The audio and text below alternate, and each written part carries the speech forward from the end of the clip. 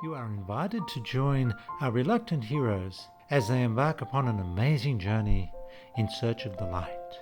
Here's chapter 1. There had been an eclipse of the sun. The day turned suddenly into night. The animals could not understand what had happened to the light. A general meeting had been called to discuss the mystery. The bells rang out, calling everyone to the old banyan tree. The first to speak was an old billy goat who wore a long grey beard and an overcoat. "Hear me, hear me," he called aloud, and a silence fell upon the crowd. "You all did see that it was dark in the middle of the day. We, the elders, do believe that the sun had lost its way. And if it happens again and soon, there'll be no sun, only moon.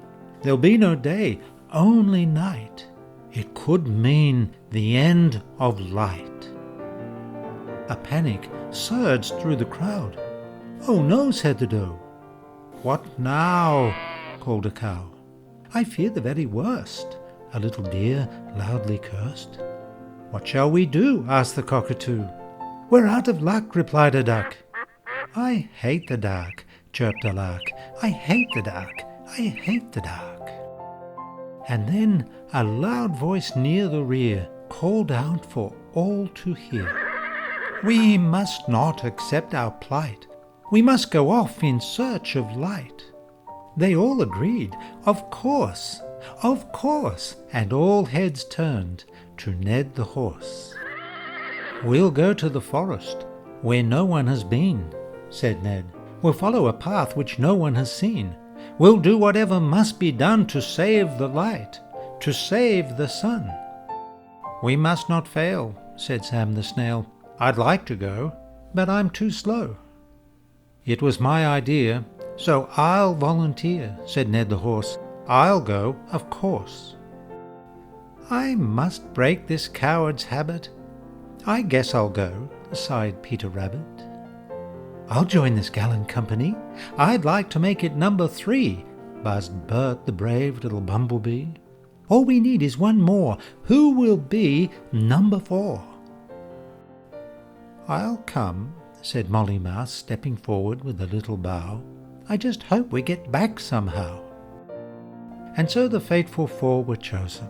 They would leave next morning at the break of day, across the meadow to the forest. And after that, they could not say.